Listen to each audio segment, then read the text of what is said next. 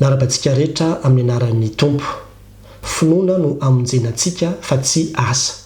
Izay indray ravina ny lohatenin'ity vidéo manaraka ity. Tamin'ny taonjato fahaenina ambin'ny folo no nisy ny fantsipivavahana izay nitarihan'i Lotera, ary tamin'izany fotoana izany nisy ilay teny latina nalaza be mihitsy amin'ny hoe sola fides, izany hoe finoana ireriany no amonjena ny olona. Rehefa jerevanao tokoa ny soratra masina dia tena mazava izany, marina izany. Be dia be ny andalan-tsoratra masina amin'ny resaka an'izany. Bokin'ny Romanina indrindrandrindra ny tena manasongadina izay. Fa izay tenin'Andriamanitra ho tsongaiko manokana dia ny Efesiana 4:5 sy 6 haintsika tsara, manao hoe fa fahasoavana no amonjena anareo amin'ny finoana, tsy avy aminareo izany fa fanomezana avy amin'Andriamanitra, tsy avy amin'ny asa fandrao isy irehare. Mazava ho azy arak'izany ravana fa tsy avy amin'ny asa fa avy amin'ny finoana. Ny mahafahasoavana dia satria izy hoe satria no nomena anareo maimaim-poana izay le finoana hamonjena anareo izay. Dia ny dikan'izany dia izao, tsy avy amin'ny asa, izany hoe tsy hoe andeha hanao asa soa ianao na hivarim-pananana dia hanome an'ino any mahantra, œuvre sociale no andehananao makany an-danitra, tsy izay. Tsy hoe andeha tsy hijangajangana, ezaka tsy handaingana, ezaka tsy hangalatra, moral, tsy izany no andehanantsika makany an-danitra. Na koa hoe andeha tena hanao ny asan'Andriamanitra, andeha hilatsaka ho dekona, nanao pastera, nanao evangelista, nanao eveka, nanao inona, tsy ministera, tsy osotra no andehanantsika makany an-danitra. Ary tsy midika koa manao hoe tena efa vita batisa na andeha hanao ndray communion na hanao fandray fanasan'ny Tompo na hanao diakona zao izany no andehanako makany an-danitra, na hoe za efa zanaka pastera, za efa ray aman-dreninay ohatran'izao, tsy tarazo na fomba mpivavahana no andehanantsika makany an-danitra. Ary tsy hoe rehefa tonga ny fitsaran'Andriamanitra ianao dia misy mozana apetraka, misy an'izany manko mitory an'izany ny olona sasany hoe misy mozana apetraka hono rehefa tonga ny an-danitra ianao dia lanjainao ny tsara sy ny ratsy, ka raha mavesa-danja ny ratsy dia very ianao, fa raha mavesa-danja ny tsara dia voavonjy ianao. Tsisy miresaka an'izany anatin'ny soratra masina, tsy izany mihitsy no amonjenantsika fa tena hoe finoana ireriany.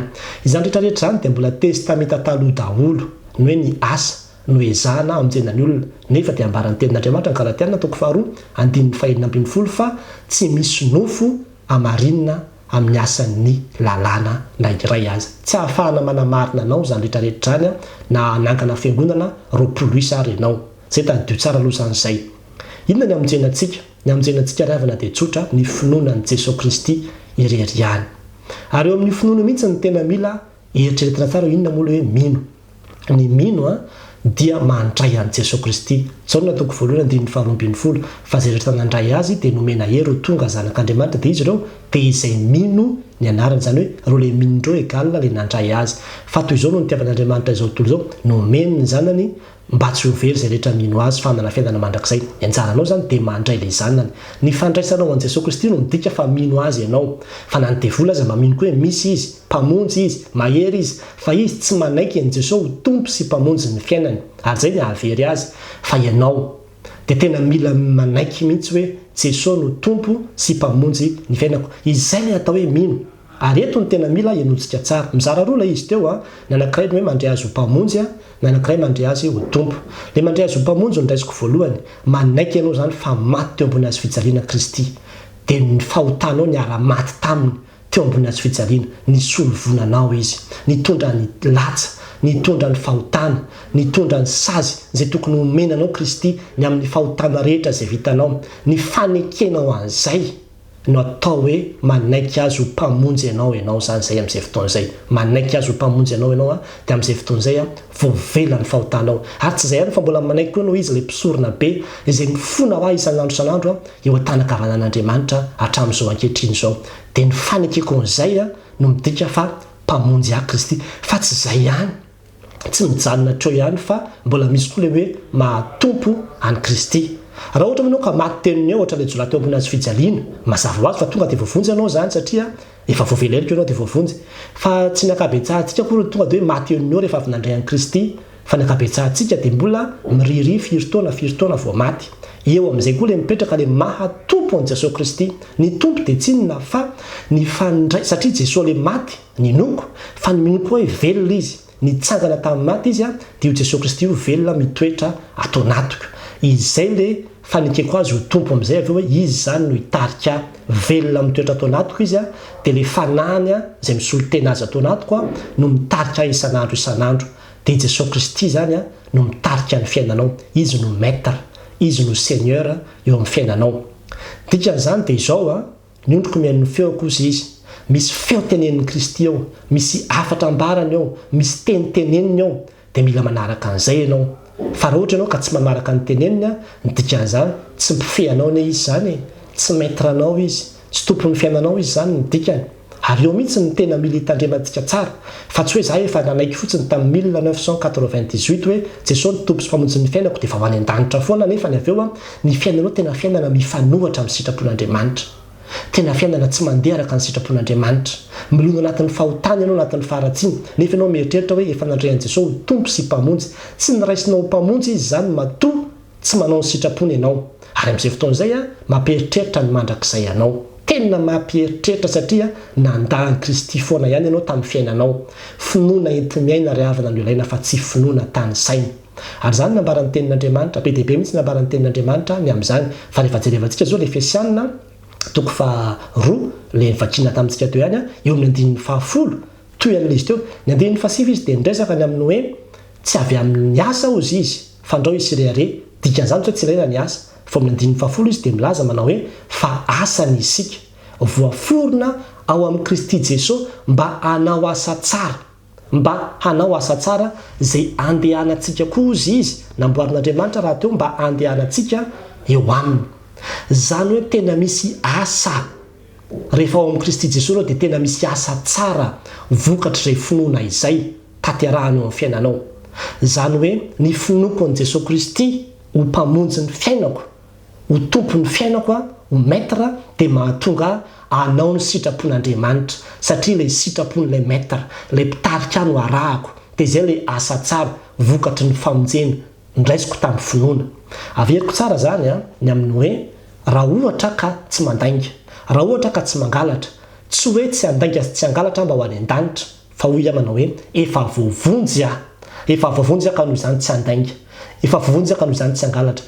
Tsy condition azoko famonjena amin'izay fotoan'izay le mangalatra sy mandainga fa conséquence an'ilay famonjena, vokatra ilay famonjena izay efa noraisiko taty anatiko. Ary io ilay asa tsara izay omeny Kristiana ny herina tanterahako an'io satria izy manampy ahy ato anatiko, ahafahako mpanatanteraka an'izay a amin'ny fandehanako miaraka aminy a isan'andro. Tena misy azo fijaliana ry havana ny fanarahana an'i Kristy. Ary zany mihitsy ny ambarany hoe raha misy tanaraka dia tsy maintsy mitondra azo fijaliana izy.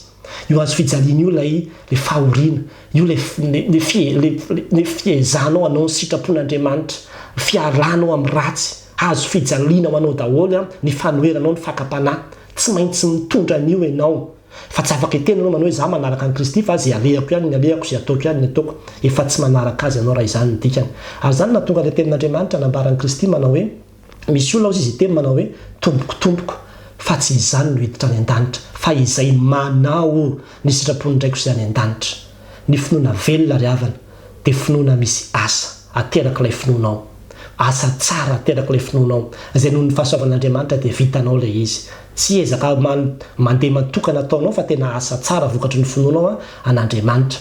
Izay no hamonjena antsika, fa tsy hoe efa nandray an'i Jesosy tamin'ny 1998 averiko ihany a dia tonga dia efa tsy maintsy makany an-danitra foana. Misy manko mieritreritra manao hoe na maty tsy nahabebaka raha fa tena nilona tao anatin'ny faharatsiana tao a efa zanak'Andriamanitra dia ho any an-danitra foana. Aza matokitoky an'izany ianao fa mibeba, miverena amin'ny fitiavana voalohany, fa nampitandrina antsika mandrakariva ny tompony amin'ny hoe miambena. Fa tsy fantatrareo izy na ny ora na ny andro izay avian'ny tomponareo. Ianao io rehefa nino an'i Jesosy ianao ka nandray azy ho tompo sy mpamonjy ny fiainanao, efa nomena satroboninahitra ianao, efa voavontsady ianao amin'izay fotoan'izay, efa eny aminao ilay satroboninahitra. Fa hoy ny tenin'Andriamanitra hoe tany mafy izay anananao mba tsy hisiaka ny satroboninahitra ao, miambena, mivavaha. Ary zany mihitsy ny nahatonga ny tenin'Andriamanitra ilaza manao hoe tsika tsy naman'izay miembotra, fa tena misy anie miembotra e. Reo miembotra reo dia makaiza very reo. Ozy ny tenin'Andriamanitra hoe tsika tsy naman'izay miembotra ho any amin'ny fahaverezana. Raha misy olona miembotra tena very izy, fa itsika kosa mila miroso mandrakariva ho amin'ny famonjena ny fanahintsika dia isan'andro anao mila manaiky ny mahatompony Kristy fa tsy mandaa azy anao manaiky azy anao androany rapitso anao mandaa azy androany anao kristianina rapitso anao mangalatra koa dia mieritritra foana anao ho any an-danitra foana satria hoe efa nanaiky azy ho tompo sy famonjy ny fiainako indray mandeha za androany dia tena te hiteny amintsika amin'ity anio ty mivereny ianao amin'Andriamanitra manatony ianao an'Andriamanitra iaino indray avereno iainana indray le mahatompony Jesosy Kristy misy video any alohany miresaka any amin'ny hoe ahoana zany hoe Jesosy Kristy ny tompon'ny fiainako fa tena ilainy zany fa ny ankabetsahan'ny olona falifaly fotsiny amin'ny hoe Jesosy namonjy ato ambony azy fijaliana dia mpisorona be ho any an-danitra dia zay dia ampy na tsy maina anatin'ny fahamasinana ary fa mandeha amin'ny karazam-pahotana dia mieritreritra ho any an-danitra foana ihany nefa ety ambonin'ny tany mandahany Kristy amin'ny fiainany mandahany Kristy amin'ny fiainany dia mieritreritra ho any an-danitra foana misy tenin Jesosy Kristy milaza manao hoe raha mandaha nareo ety ambony tany izy eo anatrehan'ny olona ho lavoko kosa ianareo izy ho lavoko ianareo anatrehan'ny anjeloko any an-danitra fa tena mila manaiky sika ny Kristy mila manaiky tsika ny Kristy amin'izay fahotana tadidinao ininao atao mibeba mahazo famondrapo foana ianao isan'andro na dia mpanoty isan'andro ary saingy amin'izay fahotana tsy tadidinao tsy fantatrao ny fanahin'Andriamanitra no mibebaka ao anao manampo anao amin'izany fahotana zany mba hahatonga anao hanana fihavanana amin'Andriamanitra aza milona anaty fahotana zany aza milona anaty faratsiana zany fa raha tonga amin'izay fotoana zay ny tompo dia tena hoe izay olona nanarinao izy kanefa manamafiantoka dia ho torotoro tampoka ozy izy tsy mety mibebaka dia ho torotoro tampoka zava-dozana izany dravany zava-dozo zany mbola misy ny fotoana androany afaka mbola mandray an' Jesosy ianao raha mbola tsy nanao an'izany tamin'ny fiainanao ianao tsy hoe expérience indray mandeha zany dia vita dia voavonjy dia fa any an-danitra ny rendez-vous averiko foana zay fa expérience manomboka eo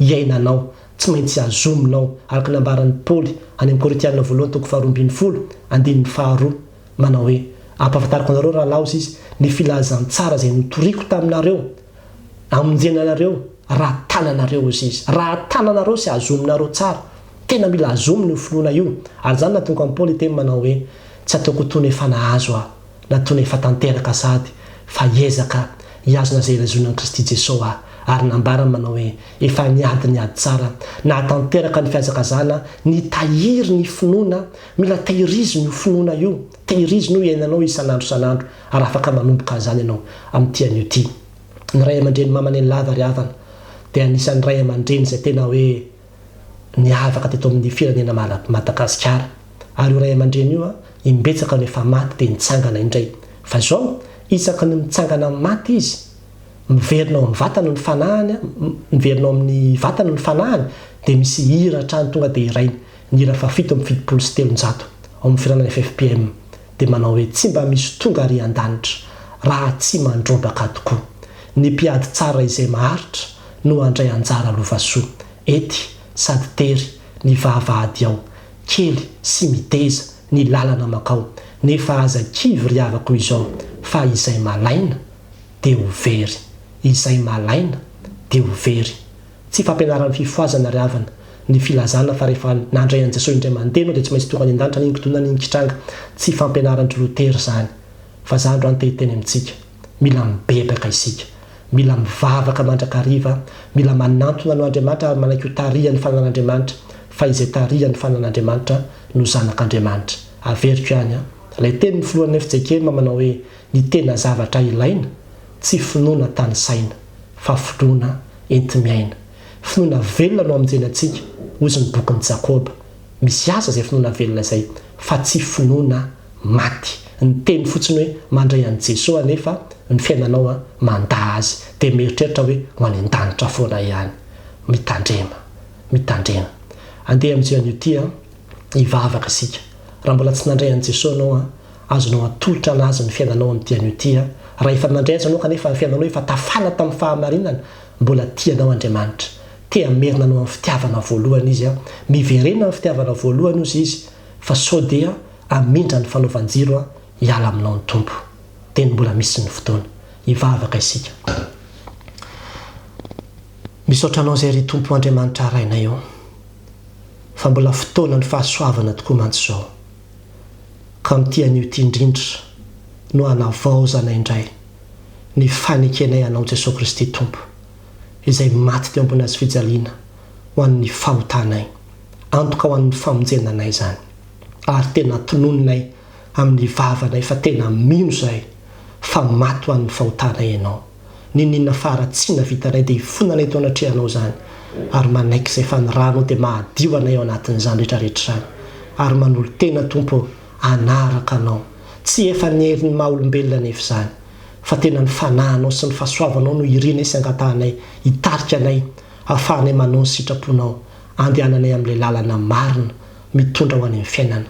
Anaraka anao zahay, ary esory anatin'ny faharatsiana sy ny fahadalana rehetra izay mamitaka, fa tena hitoetra amin'ny fahanarana anao araka ny ambaran'ny teninao manao hoe izay maharitra hatramin'ny farany no vonjena.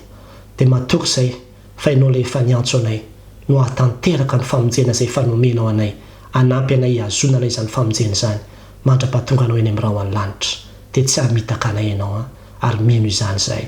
Amin'ny anaran'i Jesosy Kristy Tompo nanaovanay sy angatahany ny vavakay. Amen.